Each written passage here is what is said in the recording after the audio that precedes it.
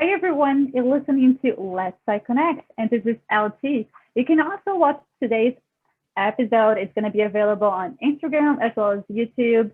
So if you don't know how to find today's episode, you go to let'spsyconnect.com, go to podcast episodes, and then scroll down and find it. Let's Psyconnect and talk about IO psychology. That's right. We're going to be talking about industrial organizational psychology today. And I'm so excited to talk.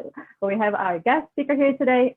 Her name is Dana, and I'm going to try to say it correctly. Borchert. Is that Yes, correct? that's right. Good. So it's going to be an exciting conversation, and I'm glad I'm able to share that with you all. And the Instagram page is Let's Play Connect, and YouTube. The link to the YouTube page is also available on my Instagram page. All right. So let's get started and let's talk about IO psychology. So let me introduce you all to Dr. Borchert. So since she started at CMA in 2010, so she's been doing that for a few years. Okay. Dana has helped arm her clients with the tools to develop into the professionals they wanted to become. That sounds great. We all need that. Dana works to understand each organization to help put them at ease.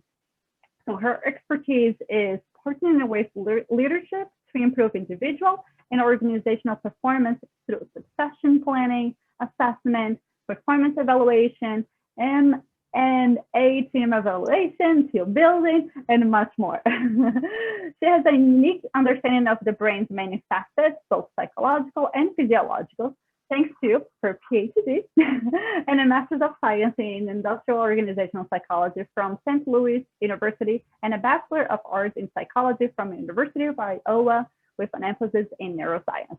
She knows her stuff. Dana not only serves as a business consultant, but she also acts as the market leader for the Colorado region, where she leads a team, manages the office, and develops business.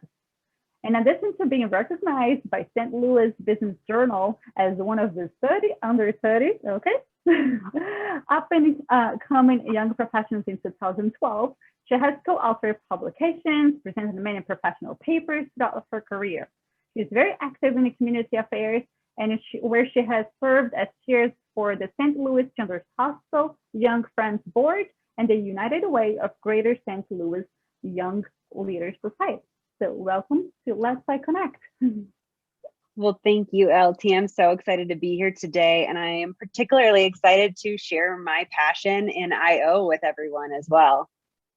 Yes, those of you who don't know, I actually am very passionate about IO as well, and I'm so glad that I came across your profile on Instagram. So Instagram is really helping me connect with professionals out there because we haven't met in person, and especially with this pandemic too, it will be so hard to meet in person. But I'm really glad that I got a chance to connect with different professionals, in this case you, so that I can share with the audience, what else psychologists can do, right? Or what else we can do as professionals, and we can contribute to this field or to the world. So a lot of people don't really know what IO is. How would you describe? How can you define IO?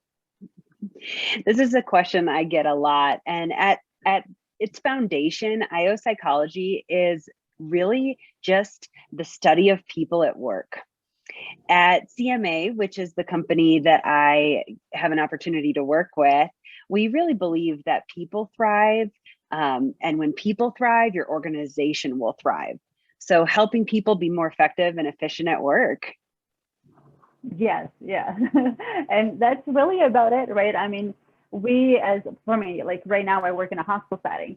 So that's what I do. Like I work with patients, but I also work with the different professionals to facilitate the well-being of that client or that patient that I'm seeing. And so you are working within an organization, well, you go in as a consultant anyways, to provide your expertise to help the company grow. And of course, most importantly, by growing the employees, right? By helping them in different ways.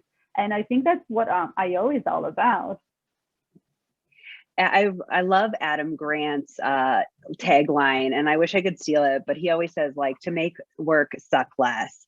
And I have to say I'm a little biased because I really love my job, and I feel like everybody should love at least 80% of their job.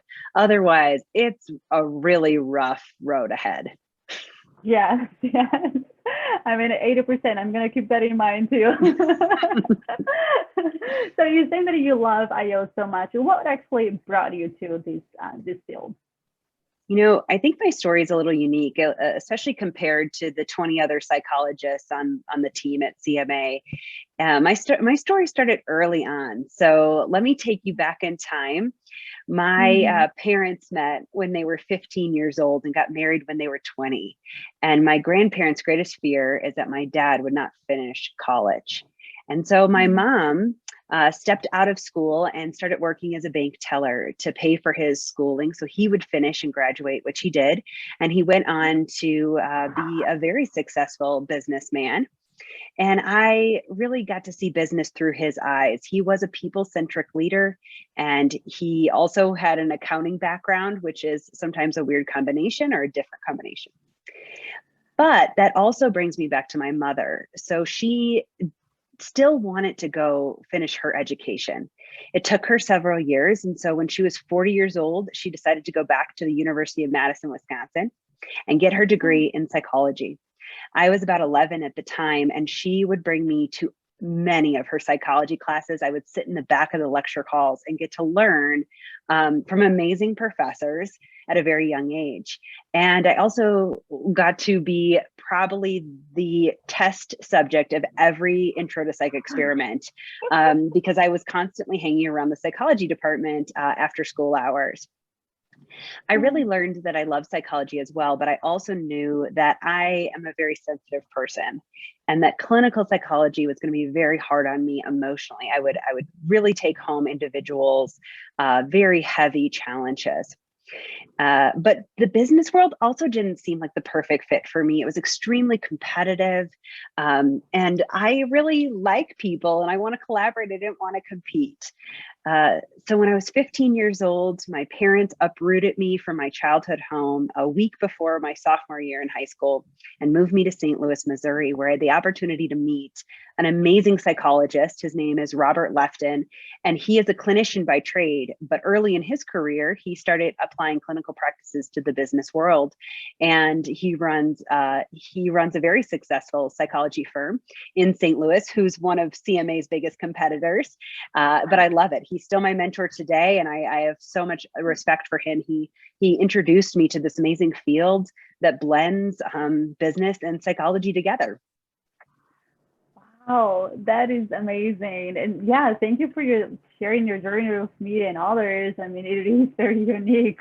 Who would have thought, right? And it also supports the idea that how our parents really influence our decisions, shape us, like the way that we see ourselves and how we going to contribute later on in this world. And here you are. And it's also funny because you got trained by someone who is like your competitor, and you still were able to maintain strong ties with this person, which again, to illustrate that just because someone is your competitor, in terms of business, it doesn't mean it has to be your enemy in life, right? Or even in business per se, you can still be friends and you can still act as mentors. You can still learn from each other because there might be things that you might not offer, he might offer, and so on and so forth, Absolutely. And this probably happens in many fields, but in psychology, and then even more in industrial psychology, it is such a small circle.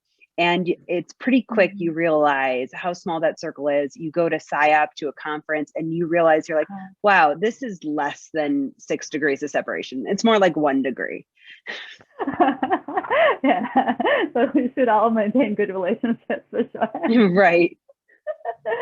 And I'm getting a sense that not all have necessarily like gone to IO type of school.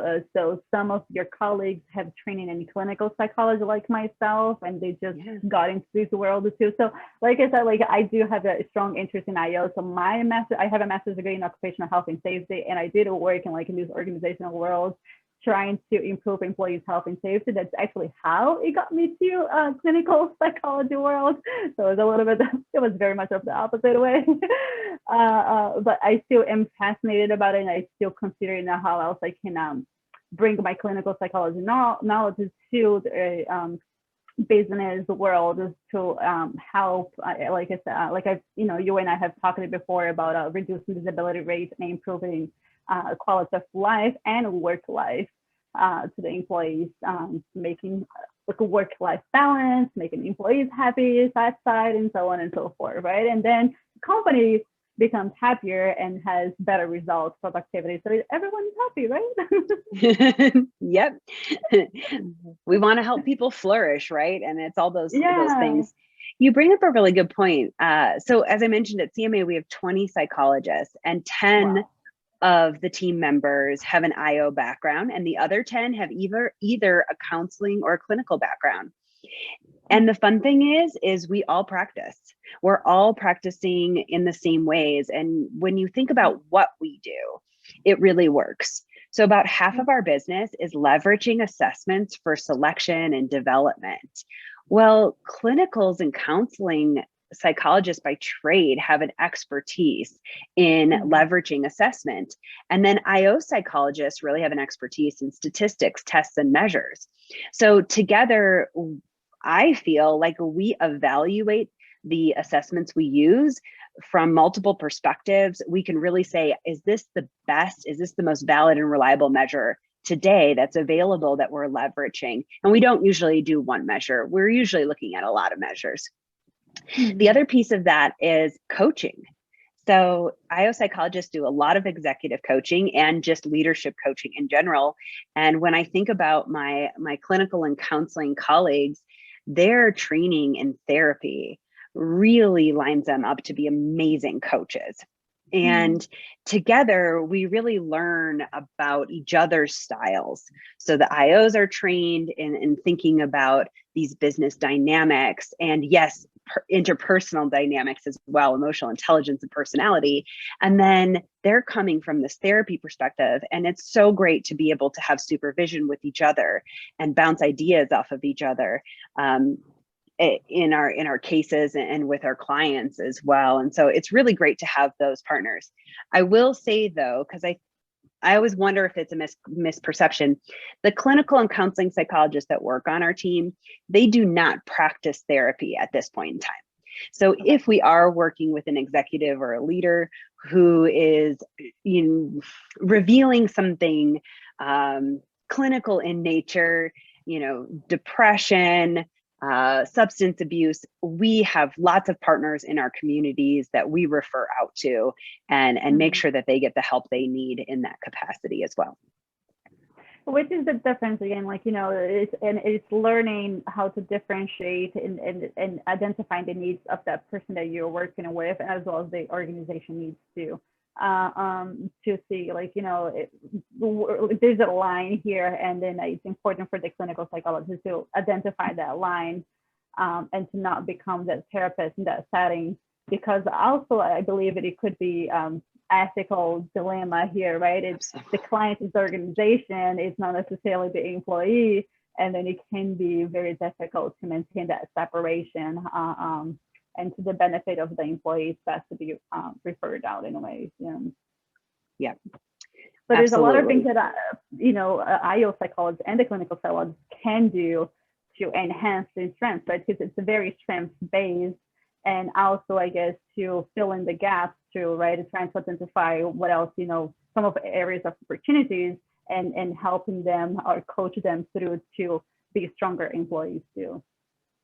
Yes. Yep, absolutely. which is not an easy job to do, but it's very Someone asked me today, you know, do you think everybody is coachable? And I know there's lots of different theories and perspectives on this, but I personally do not think that everybody is coachable. What's the joke? You know, how many psychologists does it take to turn on the light bulb? It only takes one, but the light bulb needs to want to turn on. And that is so true in coaching or I guess I'm going to expand to therapy as well. You know, in the individual, we need to get them to the point where they want to, or they see the need. Yeah, exactly. And then, so does anyone ask you, oh, do you put together all those personality tests? Are you all testing my personality and that's why I didn't get that job? Is that it? I absolutely get that question. And I always say, oh no, that's not it. And I usually go back to my partner in the organization, whether that's the head of HR or the CEO, and say, hey, what did you tell them about the assessment process? And let's make sure they don't think this is the only hurdle that they have to go through. Otherwise, I think we both might get in trouble here. So it is really interesting. And you bring up a great point, which is one of the most fun pieces of IO psychology and sometimes the most challenging, which is the partnership with the organization and the alignment of expectations, whether that is the CEO, the chairman of the board, or the head of HR. We have to decide what we're going to do, what the goals are. I've made mistakes early in my career of not writing that down or documenting it. Projects don't take a month usually. They can take 3+ years, and we need to keep going back to look at what were our goals. Are we aligned on expectations? Because we might have assumptions and we don't want to be operating off different assumptions. So that's definitely a big lesson learned for me throughout IO, is creating that strong partnership and making sure we're aligned on expectations. As we're talking here, something just came to me. I was just wondering if when people see you, you know, like they see all the consultants coming in, they look at you and like they start panicking. Oh my gosh, they're gonna change everything. Yeah. What is people's first reaction, I guess? Oh, that's so true. You know, at first I think there's some natural hesitancy. And they think that we're always analyzing them. And probably more importantly, I think they're worried we're judging them or going to find out that they're, you know, kind of like Office Space, you know, maybe we're going to put them in the corner, or they're not as valuable as they're trying to make everyone think. And that's just not the case. You know, I think IO psychologists, like many psychologists, got into this field because we care about people and we want to help them be successful. And our goal is to help them flourish, be the most effective and efficient. So I will say there's some hesitancy at times, but after, it doesn't seem like long. Like I want to say like 10 minutes, and people kind of get comfortable, they open up, and they realize like, oh, you're here to help, or wow, you're a person, you're not a robot who's just here to like analyze me either, which I do think helps the situation, because it can be scary.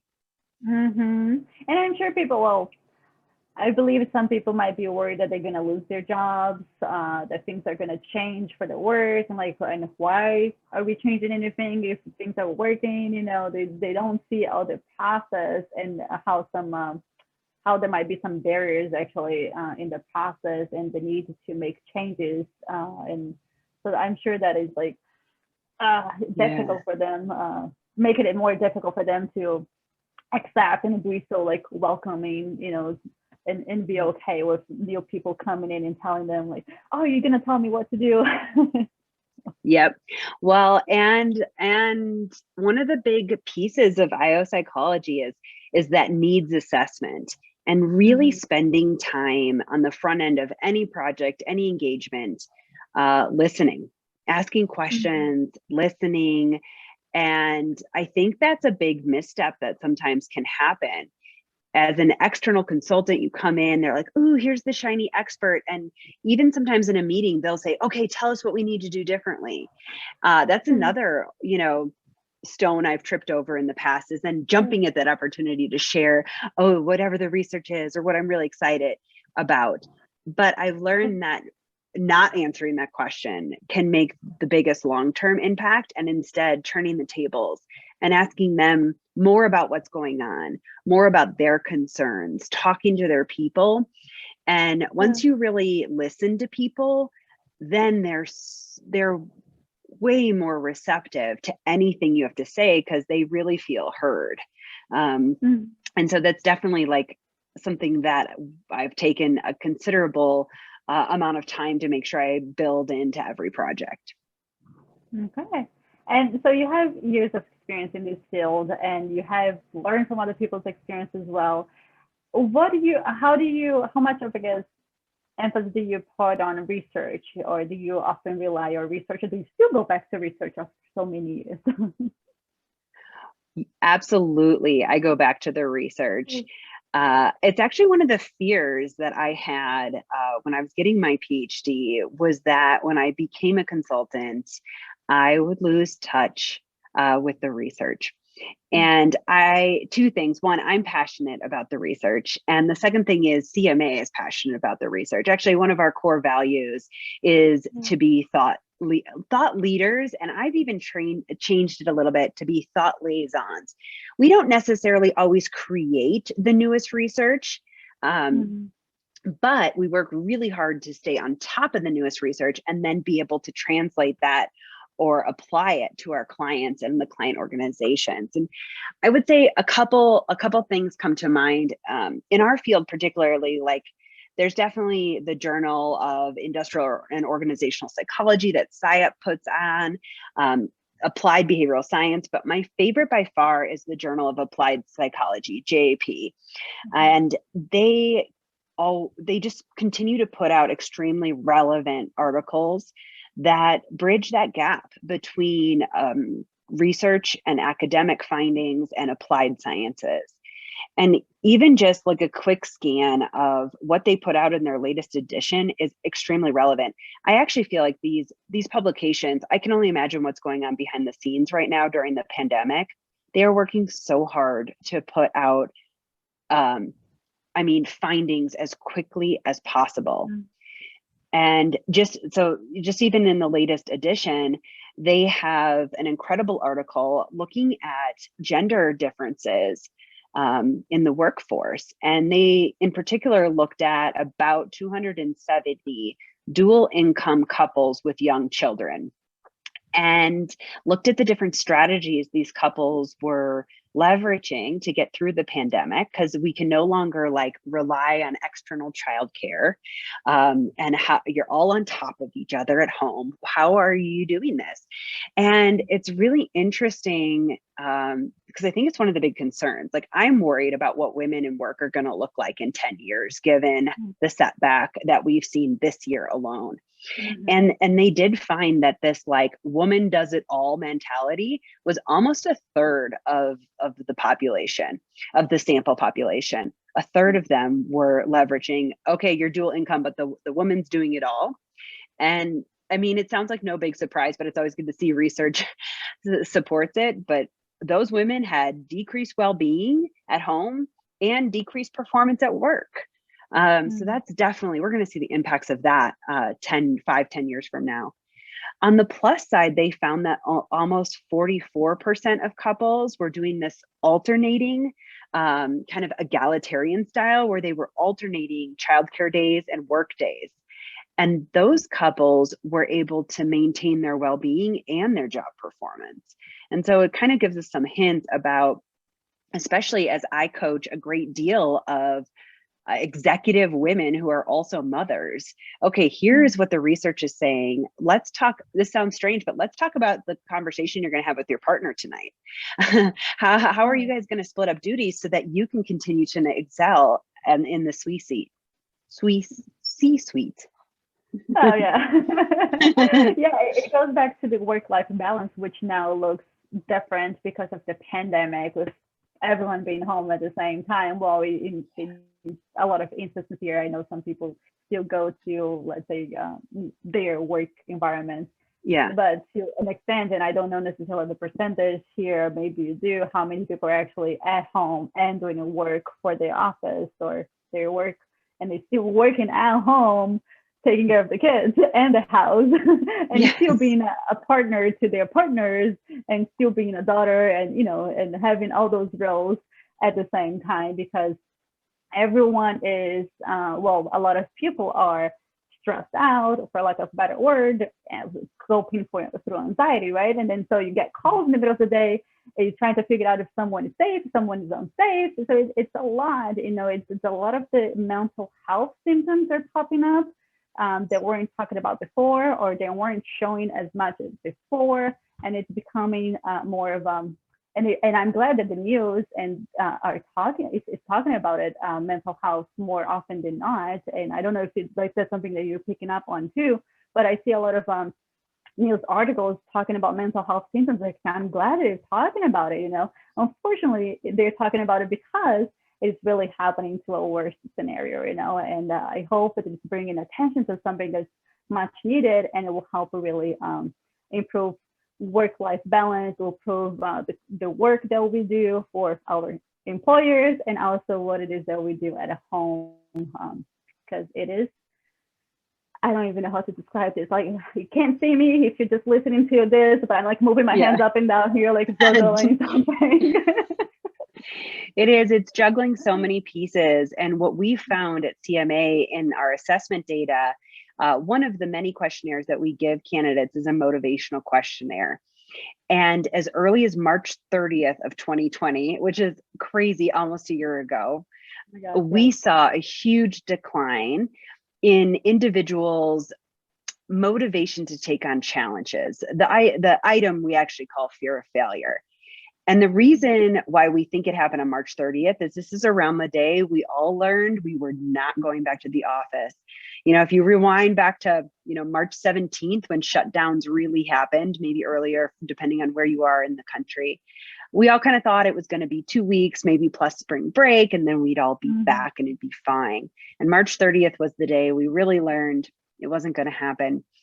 We saw such a drastic change. The mean for this item for literally the last 2 decades has been a 5.5, and on March 30th it dropped to a 2.5.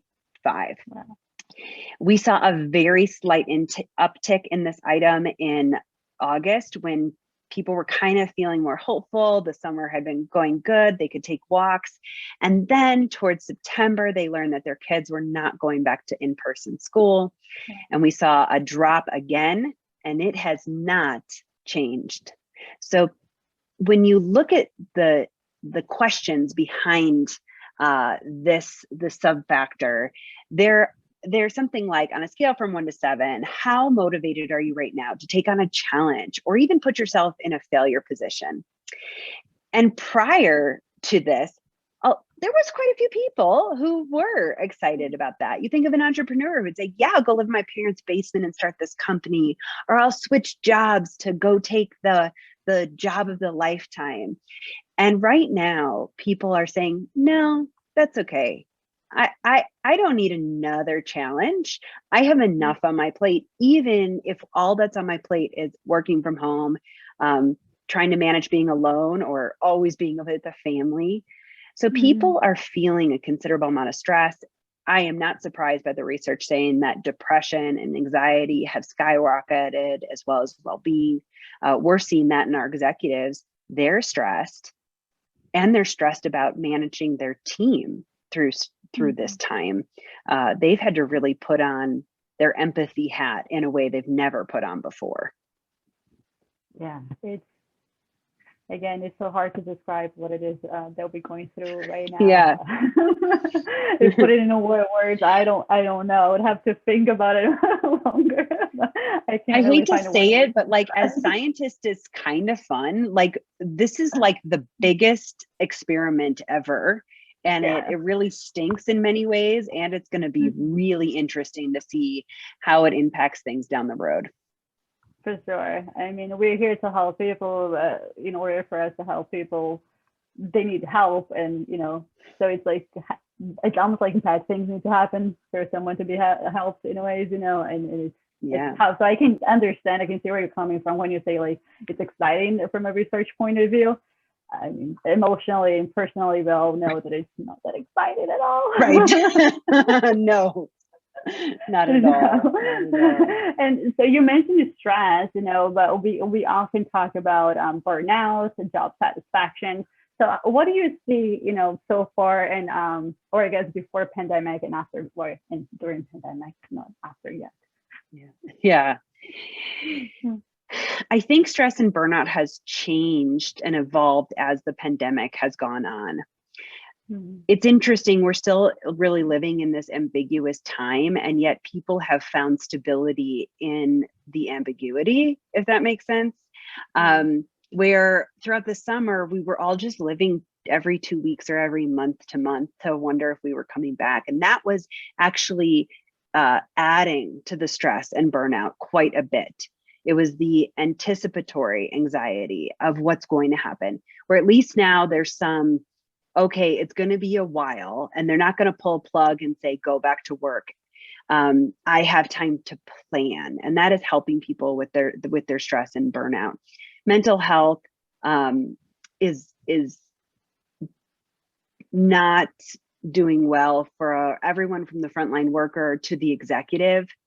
The frontline workers, and I say frontline workers very broadly, everyone from, someone literally working on the front lines to working in a mid-level position in a large organization, are worried about their job and the stability. And then we have executives who are worried about the stability of the business as well. It does seem that employees who are working for larger organizations, who tend to have more structure and policy around what they're going to do and how they're going to do it, are experiencing less stress than smaller businesses that are less structured and, to be honest, have to function differently just to stay afloat. And we're definitely seeing more stress in those individuals, and they're also the ones likely coming to work and exposing themselves in ways that maybe doesn't always feel safe either. Yeah, unfortunately it's a reality that we are all trying to find ways to cope with. And I'm glad there are people like you, there are other mental health professionals, there are other psychologists, social workers, case managers, and so on and so forth, and not to say, of course, the nurses and doctors and everyone trying to figure out a ways to help stay, I guess, I don't know, afloat, well, safe and sound, alive. And, it can look different for different people being here. And, what you're doing is very important, because it can impact the lives of so many employees who work in a given company. It can be a small company, it can be a very large, there are companies out there that hire hundreds, if not thousands of employees, right? So having people like you inside of those environments can be a huge impact in the lives of so many people. And I don't know if people out there realize, the work that you all do and how much impact you can have in people's lives beyond what it is they do from 8 to 5, let's say. Yes. And I appreciate it. Thank you. Thanks. Of course. And what do you anticipate? What do you think that is going to change? What has changed for you, as a consultant, because you're not really going inside of people's companies, right? You're just doing everything virtually too, I'm assuming. Everything is virtual, and I have to say, I love it. That's not the case for everybody. I will say what it has done is increased accessibility. And I think that's wonderful. A lot of my coaching clients that I was coaching pre-pandemic, they feel even more comfortable reaching out and connecting during this pandemic, talking about the stress and the crisis and how they're going to lead their team through this crisis as well. So just the accessibility, I hope that remains. A lot of my executives, they're traveling, so they're not always in the same location anyways. There have been times where I have flown to their headquarters city just to meet with them virtually because they weren't there anyways. So I do hope that the accessibility stays the same. The other piece of this that I think will change is I think there is a brand new emphasis on empathy in leadership. As someone who loves emotional intelligence and has studied it for years, I've always, seen the importance of intentionality in our relationships. But leaders today are finding that they have to be emotionally intelligent leaders first and connect with their teams with empathy before they drive results and hold people accountable. And I hope that will stay as well. I also think that on the unfortunate side, the tragic events of 2020, including the murder of George Floyd, have really surfaced and put an emphasis on diversity, equity, inclusion, and belonging. And I truly believe and hope that that will sustain momentum. I think there are many more people and psychologists who are helping lead that charge and are willing to continue the momentum behind the emphasis on diversity and inclusion moving forward too.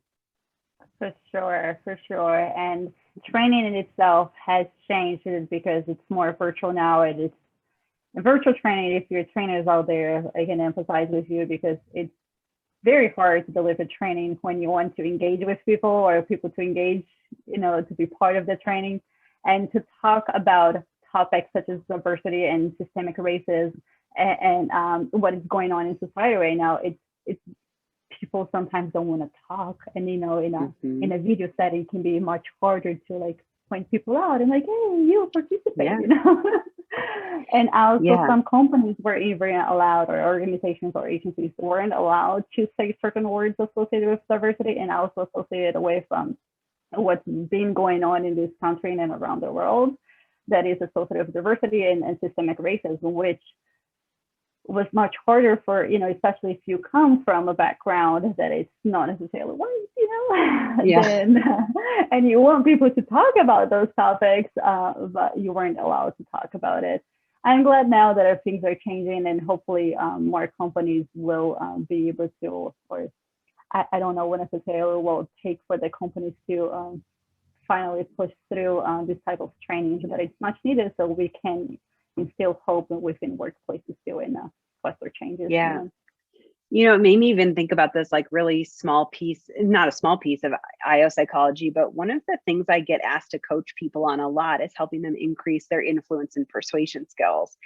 And when I think about DE&I, one of the requests we're getting from leaders of all colors is how do I talk to people about this who don't want to talk about it? Or, how do I gently and subtly bring this to surface for them because they will just, defense right away. And so we're working a lot on helping people fine tune those persuasion techniques so that they can have the conversations that are meaningful to them.